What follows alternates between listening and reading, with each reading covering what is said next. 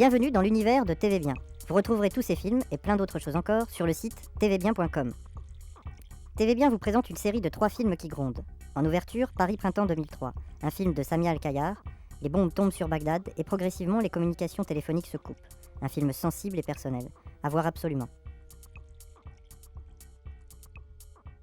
En deuxième partie, vous découvrirez Lettre au fils, un film de Philip Welsh. Sur des images détournées de cinéma et d'émissions télévisées, un père écrit une lettre à son fils qui va naître.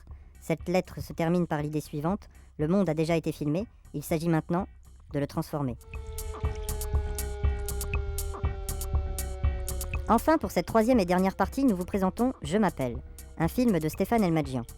Ce film dénonce la brutalité des sociétés du XXe siècle à travers des portraits d'hommes victimes de différentes violences.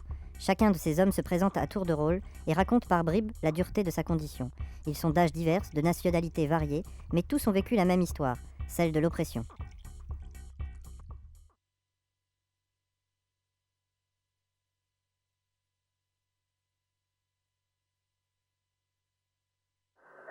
الو هلا عمي. هلا وسهلا، شلونك امي؟ الحمد لله، انتو شلونكم؟ نحمد الله. طول عمرك، شلونك بعد حبيبي؟ اي والله الحمد لله، قعدنا شبنا النوم. لا انا سمعت يقولون ساميه كان اقوم فيك علي انا نايمه. الله ولا كان انزل ركب. ليش انتي فوق؟ كنت فوق بعده اي وجيت ركب على التليفون. اي والله. زين، وبالاكل وبالماي وكل شيء عندكم؟ والله اي عندنا يعني جسرت ماي نسوي ناخذ احتياطي يعني. اي الحمد لله. ايش وقت تجين؟ بغداد؟ هسه وقت اجي بغداد. والله بغداد صورته. اي ان شاء الله تجين وتشوفيها كلش حلوه. No doubt, he will play a last-minute game of deception. The game is over.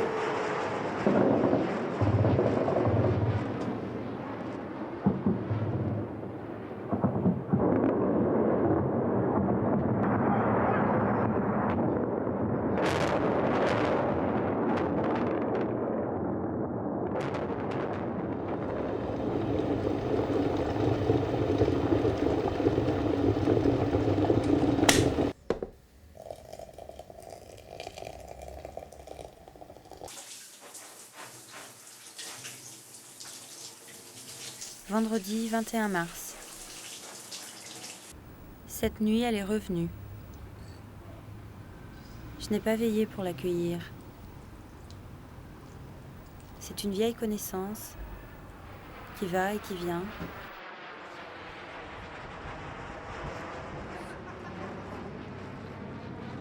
J'ai pris l'habitude de ces arrivées fracassantes.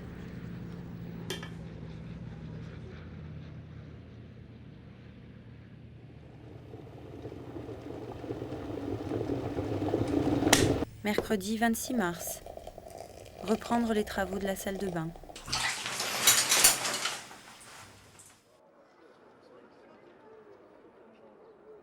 نمتوا ولا لا بالليل؟ احنا نمنا وبدنا نتفرج تلفزيون وبدنا ناكل حاب. وما كل شيء عندنا. الحاب كل ساعه طلع وطيهم حاب. عايزين احنا كل شيء ماكو يمنا. زين زين.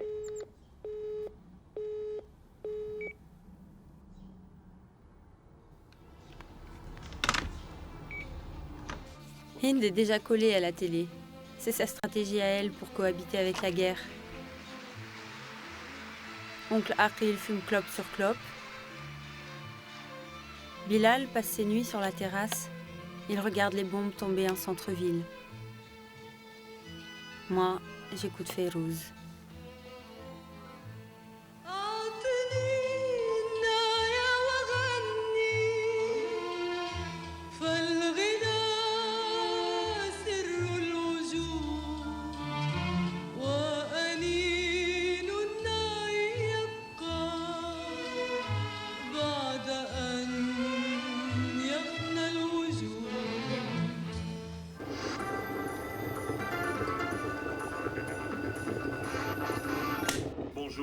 7e jour de guerre. La résistance continue au sud, mais les combats se rapprochent de Bagdad. On a constaté hier, en fin de journée, en début de soirée, des coupures d'électricité, des coupures d'eau aussi dans le centre-ville dans lequel nous nous trouvons. Signe que les infrastructures vitales de la capitale ont été touchées. Signe également que la pression monte ici à Bagdad.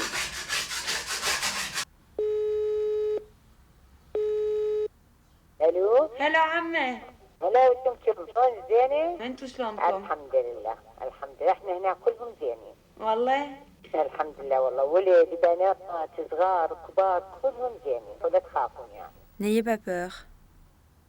Elle est marrante, ma tante.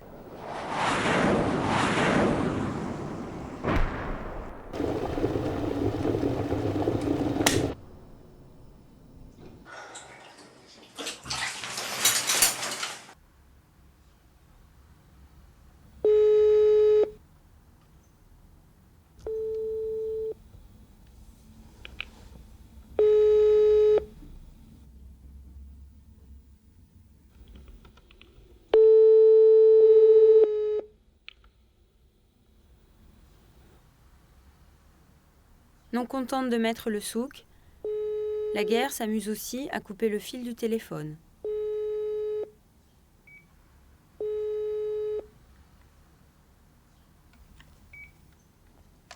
D'un seul coup, silence radio entre ma famille et moi.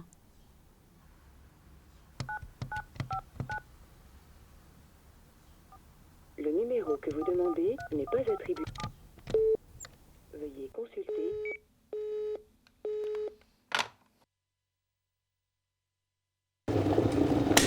Alors que les troupes américaines semblent vraiment se rapprocher de la capitale irakienne, est-ce que la population est résignée ou est-ce qu'au contraire elle se prépare à la mobilisation, à la résistance? De ce que nous pouvons constater, la population se prépare à la résistance. Et donc, la population se prépare à résister.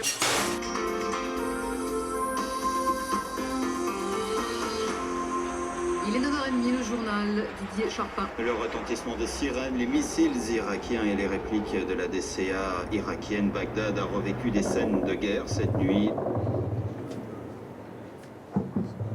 Le numéro que vous demandez n'est pas attribué.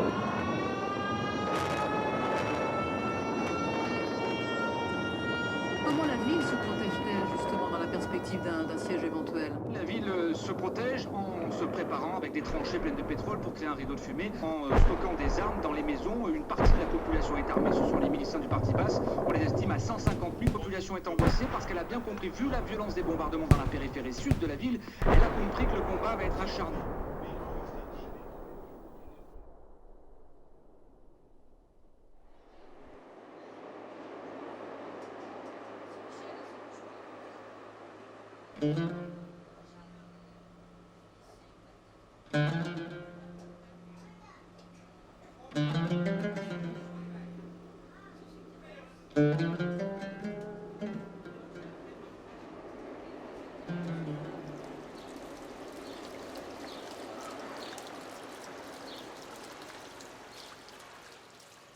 Je m'échappe du vacarme des bombes.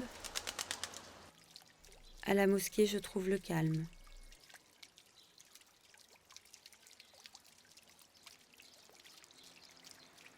Il paraît que Bagdad est vide, que les gens se terrent chez eux. Moi, je me souviens d'une ville grouillante, des concerts de klaxons, des bus anglais à 2 étages. Je revois nos balades avec mes cousins, le soir sur les bords du Tigre.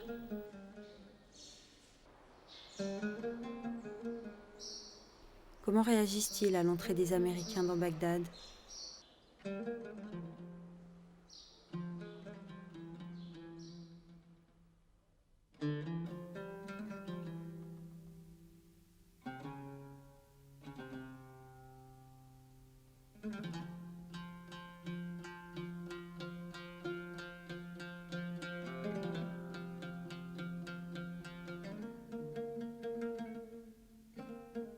Les libérateurs n'ont pas su empêcher le pillage du musée des Antiquités. Au Louvre, je retrouve l'intendant en pierre, aux yeux de lapis lazuli, les grands taureaux ailés.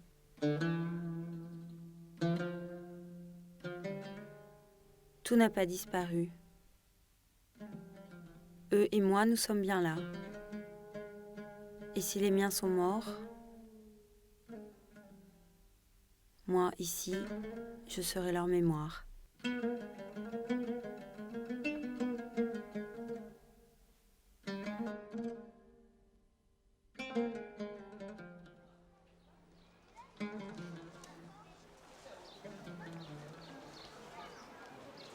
Jeudi 29 mai. Les travaux de la salle de bain sont bientôt terminés. La guerre tarde à plier bagages, mais les bombes ne tombent plus.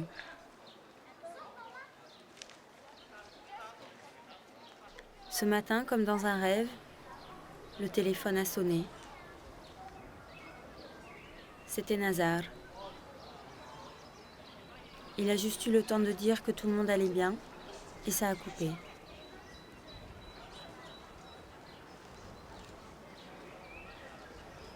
Ils sont vivants. Pour le moment, c'est tout ce qui m'importe. Je les rappellerai demain.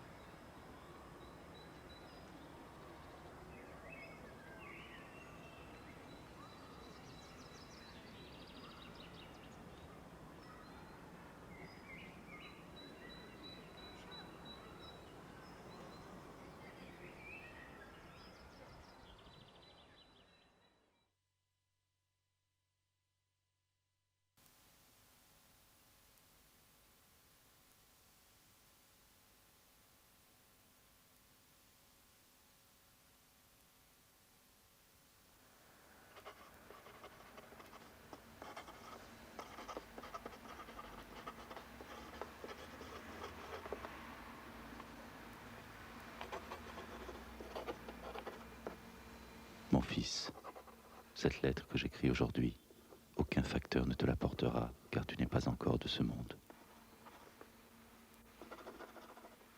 Tu ne la liras qu'après avoir connu les réveils toujours trop tôt et les morsures du froid de l'aube qui précèdent l'arrivée à l'école. Ta mère se porte bien.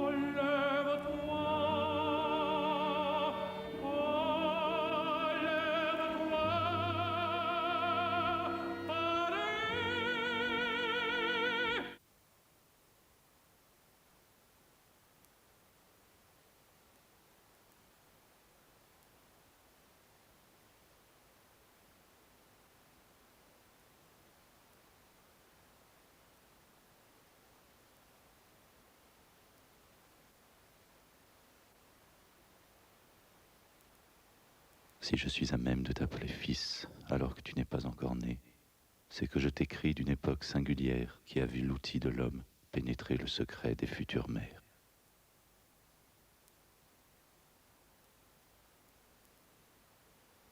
Ton intimité a déjà été surprise par 2 fois, Ce qui nous a permis de constater avec bonheur que tu étais en excellente santé, que tu présentais un profil tout à fait charmant et que tu étais un garçon.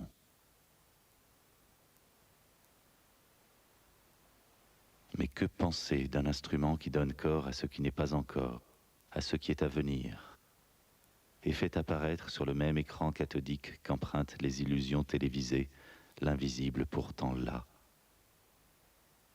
Que dire d'une société qui a tant besoin d'images pour se rassurer, se raconter qu'elle vit et qu'elle va bien? Nous avons foi en nos dirigeants et nous sommes optimistes quant à l'avenir. Nous leur faisons confiance car c'est le seul moyen de vivre en parfaite harmonie avec nous-mêmes et nos concitoyens. Tu as vu ça? Tout est organisé. J'aurais pu te présenter ce que l'activité humaine revêt aujourd'hui de violent et d'absurde sous la forme d'un jeu. Et pour jouer à un jeu, c'est quoi comme jeu, papa? Et peut-être l'est-ce pour certains.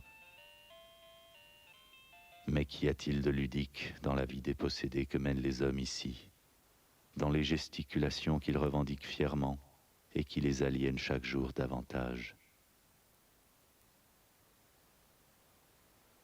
Car il faut que tu saches que si la société dans laquelle tu vas naître est effectivement d'une opulence aussi inutile qu'arrogante, son seul projet pour toi est de te détourner de ton vrai travail, l'accomplissement de toi-même. J'ai l'impression que ma vie, c'est le néant. Je me sens vraiment devant elle. Je me sens vraiment idiote. Et puis, je fais quoi de mes journées? D'abord à l'école, ne te laisse pas usurper par leurs arrogantes manières qui voudraient te faire croire qu'ils sont au-dessus de toi, tes maîtres. Là commence l'aliénation.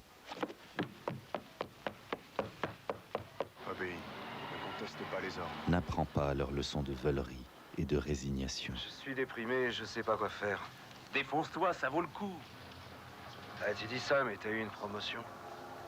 Ton tour viendra, ne t'en fais pas. Tout devient lointain. Tout est une copie d'une copie. Plus tard, méfie-toi de ce qu'ils appellent ici travail. Car ce qu'ils achètent avec leur argent sale, plus que le fruit de ton activité, c'est ton silence, ta passivité, la galaxie Microsoft, l'abandon contractuellement établi et signé du contrôle de ta vie. Qui veut gagner des millions revient. Vous pouvez désormais gagner 1 million d'euros. N'oublie jamais que l'argent qu'ils te donnent en rechignant sera toujours à eux, frappé à leur devise. Alors, convertis. Et qu'il leur reviendra toujours, quoi qu'il arrive. De même que les fleuves retournent au même lieu d'où ils étaient partis, pour couler encore. Encore une fois, dans l'histoire de notre pays. Quand ils te diront de voter, pense bien avant de glisser ton bulletin dans l'urne que pour eux, ce papier équivaut à un acte d'autorésiliation de ton droit à la révolte. Ce qui ne te laisse plus que celui de te taire ou d'être réprimé. Ensemble, protégeons notre pays. Protégeons notre pays. Protégeons notre And it had been a massacre, and it had been incredibly ugly. And it was a disaster, it was a scandal. It was on every TV screen that night in America. And it happened to be unbelievably photogenic.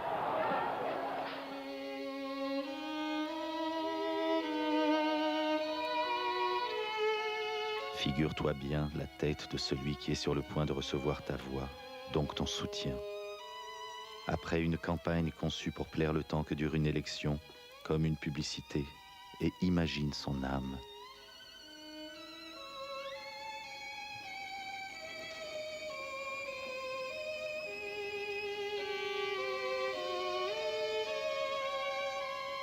Pourrais-tu tendre la main à pareil homme? Preserve, protect and defend the Constitution of the United States. So help me God. Quand ils argumenteront faiblement que la démocratie est un moindre mal, So help me God. demande-leur qui est le dernier à s'être seulement posé la question. Tu crois vraiment que le peuple va se laisser séduire par ça? Je crois qu'il sait ce qu'est Rome. Rome, c'est la plèbe.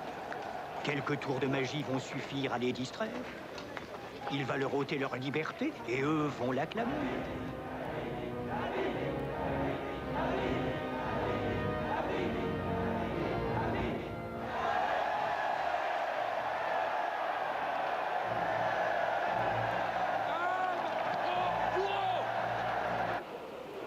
Il croyait qu'une poitrine nue pourrait arrêter les chars. Ne te laisse pas berner par les marchands d'illusions dont le seul slogan n'a jamais été que ce qui est bon apparaît et ce qui apparaît est bon. Et cherche toujours la vérité ailleurs que vers où tend la girouette de leurs insinuations. Puis c'est l'arrestation d'Elena et Nicolas Ceausescu. Souviens-toi que les images existantes ne prouvent que les mensonges existants. Ok, bon alors mettez le village derrière elle.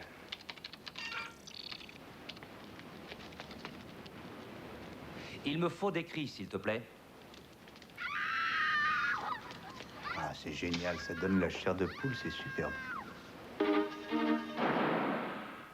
Nous venons de recevoir les images des reporters qui se trouvent sur le front albanais. Regardez attentivement ces images. Il s'agit d'une jeune Albanaise qui tente d'échapper aux terroristes qui ont lancé une mission de représailles contre son village.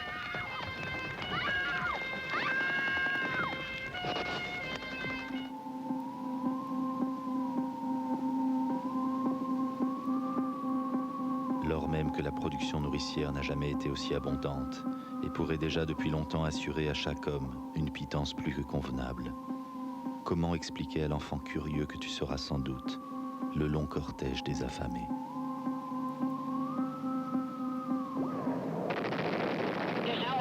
Just short of the tree line. Up we go.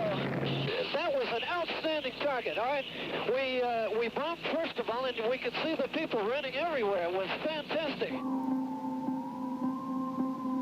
Okay, we bombed first of all, and then we beat up the area, and that's when they started to run.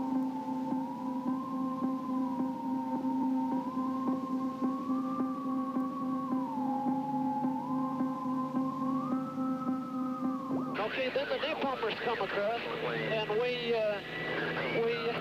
strafed immediately in front of them, see, to keep their heads down. We were receiving heavy ground fire.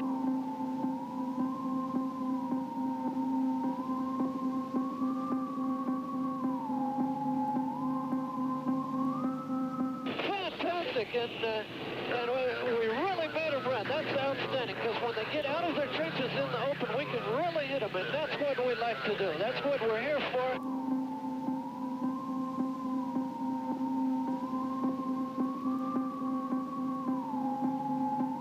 Were you dead on target? Oh, absolutely. Do you think you got them? Oh, didn't we get them? Couldn't you see them run down there?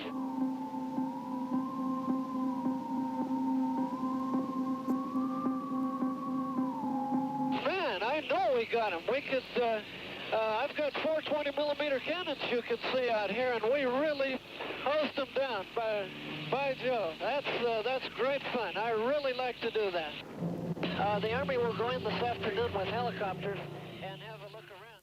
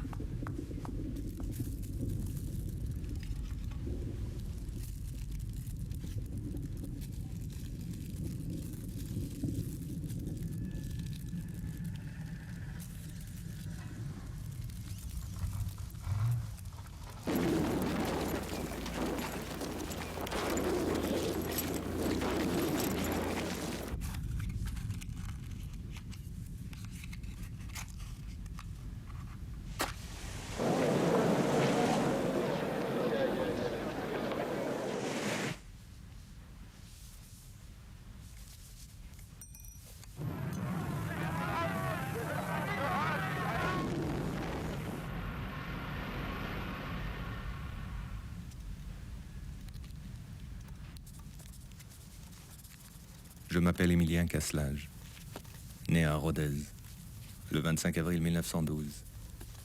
Père blessé d'un éclat de shrapnel dans la cuisse gauche au fort de Douaumont, puis piétiné jusqu'à ce que mort s'en suive par un cheval rendu furieux à la suite d'une brûlure au poitrail.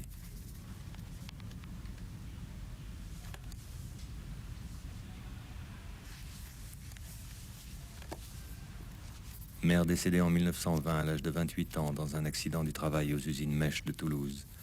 Orphelin à 8 ans, pupille de l'État, placé chez les époux Cazeneuve, agriculteur à Saint-Afrique, garçon de ferme puis mineur à Decazeville. Gréviste en 1936, je m'appelle Lucien Bonnefard, né à Béziers le 25 avril 1915.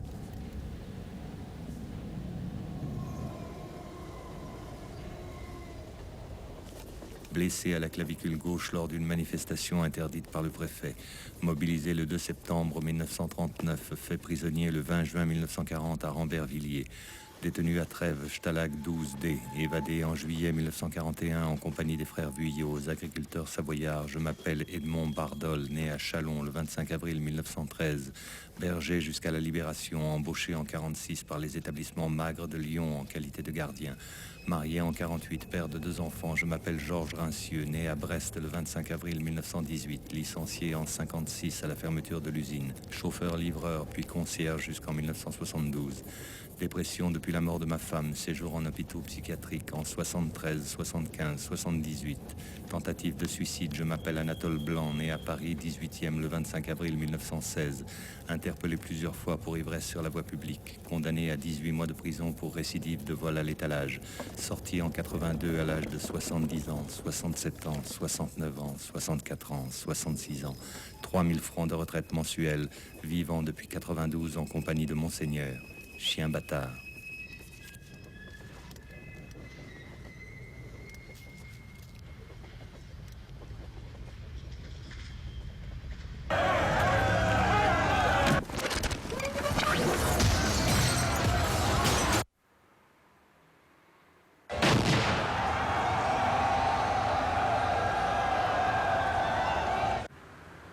Je m'appelle Ramon Rodriguez, né à Tolède le 25 avril 1946.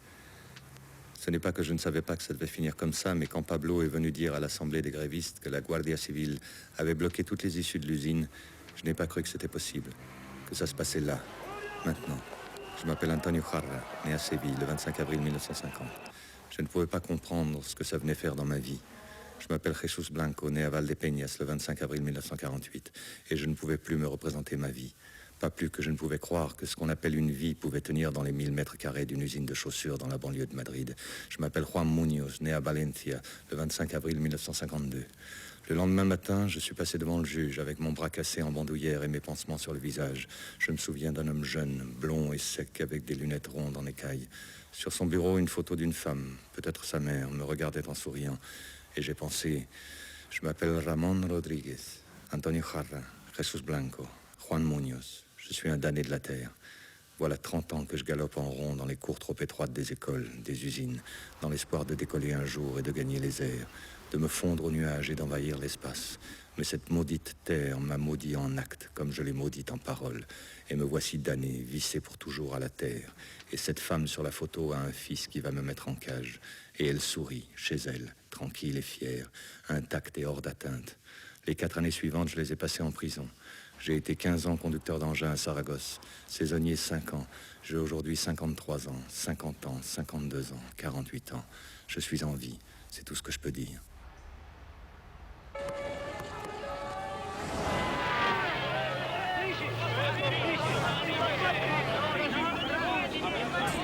Je m'appelle Jean Soinjon, né à Paris le 25 avril 1953.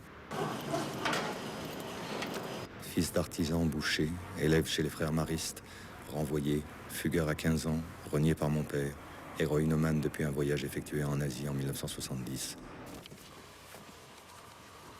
Je m'appelle Luc de Roanne, né à Constantine le 25 avril 1955. Arrêté 4 fois pour trafic et usage de stupéfiants. Je m'appelle Jean-François Chemillet, né à Tours le 25 avril 1960. Condamné à un total de 32 mois de prison. 3 cures de désintoxication, 2 overdoses. Arrêté le 8 juillet 1987 pour le cambriolage d'une pharmacie. Je m'appelle Silvio Filiano, né à Foggia le 25 avril 1957. Condamné à 18 mois ferme, désintoxiqué depuis lors. Ouvrier saisonnier dans le sud-est de la France, puis employé de ferme dans les Alpes de Haute-Provence. À Entrepierre et Fouillouse, je m'appelle Marius Dautargue, né à Aubagne le 25 avril 1962. Manutentionnaire à la coopérative agricole de Sisteron, licencié en 1991 pour absence répétée. Condamné à 2 ans pour vol de voiture et conduite en état d'ébriété. Libéré en 93. 47 ans, 45 ans, 40 ans, 43 ans, 38 ans. Séropositif, sans domicile.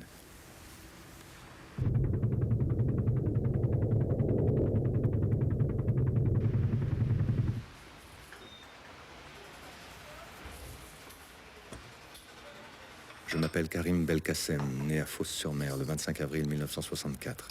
Un jour, ils ont convoqué les représentants du personnel et ils leur ont dit qu'il y avait des problèmes, qu'ils ne pourraient pas garder tout le monde. Je m'appelle Sergio Campanoli, né à Lyon le 25 avril 1966. 3 semaines ont passé pendant lesquelles ils n'ont plus rien dit, et puis ils m'ont viré. Je m'appelle Adrien Van Greff, né à Liévin le 25 avril 1967. Chaque jour, je pense aux milliers d'heures derrière moi, entassées dans leurs boîtes en carton, par palettes de sang, emmailloté de polyane, stocké dans des containers d'acier. Je m'appelle Robert Chastelux, né à Lorme le 25 avril 1959. Chaque jour, je pense à ces containers dans les cargos et dans la soute des avions gros porteurs. Je m'appelle Béchir Ouaidi, né à Saïda le 25 avril 1963. Je pense au ciel et à la mer et à mes milliers d'heures. Ils m'ont piqué des milliers d'heures. Ils les ont balancées dans le ciel et sur la mer. Et ils ont dit qu'il y avait des problèmes. Je m'appelle Christian Brun, né à Nouméa le 25 avril 1958. Chaque jour, je regarde le ciel et je dis « Où vois-tu un problème ? Où ?»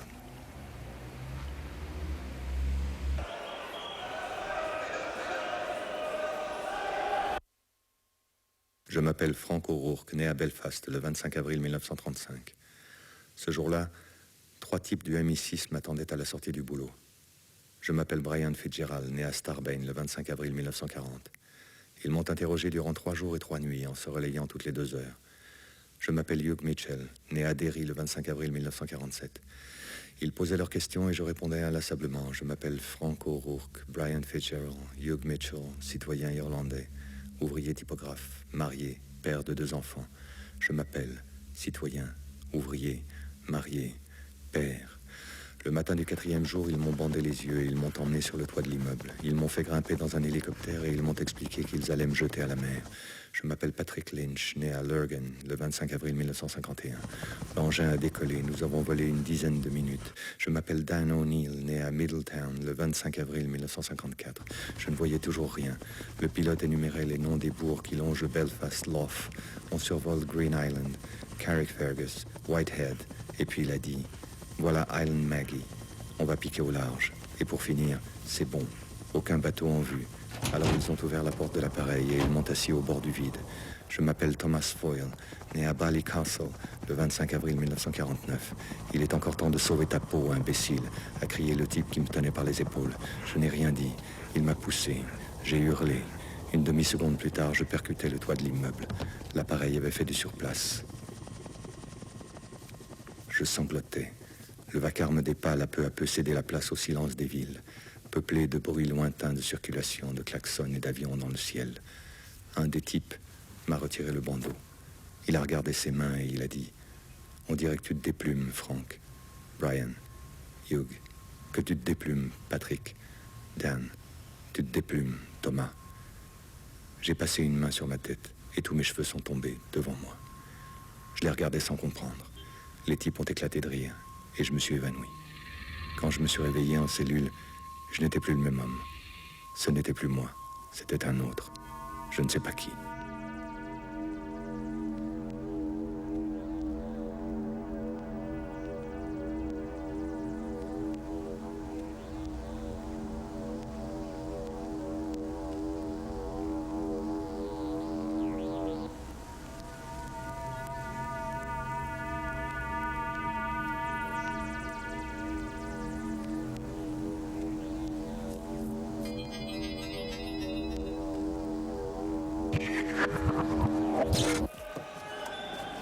m'appelle Mikhail Sarkov, né à Vladimir le 25 avril 1960. Je n'ai qu'une chose à dire. Mon père pensait que la liberté n'a pas de prix. Je m'appelle Louis Longue-Côte, né à Pointe-à-Pitre le 25 avril 1973. Il se trompait. Je m'appelle Ibrahim Ben Soussa, né à Clermont le 25 avril 1971. Non seulement tu la payes au prix fort, mais elle n'existe que pour ceux qui te la vendent. Je m'appelle Ignacio da Silva, né à Porto le 25 avril 1975. Elle est à ruine et elle n'est rien. Je m'appelle Joe Ménikian, né à Cahors le 25 avril 1968. La liberté est ton reflet dans la vitrine d'une maroquinerie de luxe. Je m'appelle Antoine Jude, né à Lille le 25 avril 1974. La liberté est le vin que tu viens de boire, mais alors elle n'est plus qu'une bouteille vide. Je m'appelle Maxime Blancard, né à Créteil le 25 avril 1961. Elle n'est que le temps dont tu disposes pour te regarder vieillir. Je m'appelle Hans Fleisser, né à Francfort le 25 avril 1981. La liberté est un rêve qui te réveille la nuit sous le porche d'un immeuble, quand tu voudrais dormir jusqu'à ta mort.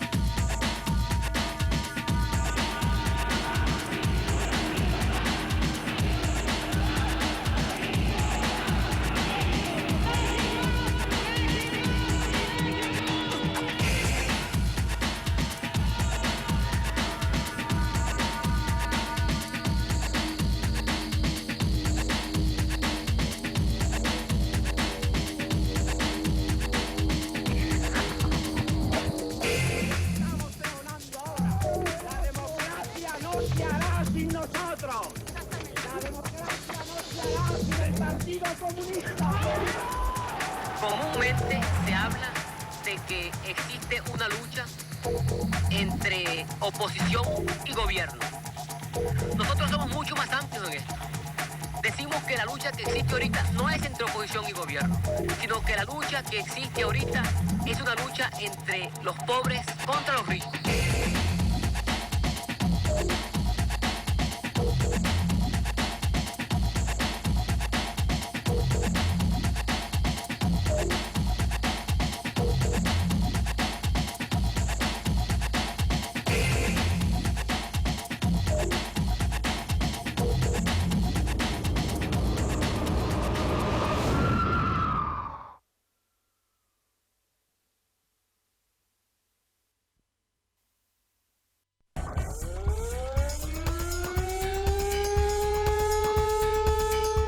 Vous retrouverez tous ces films et plein d'autres choses encore sur le site tvbien.com.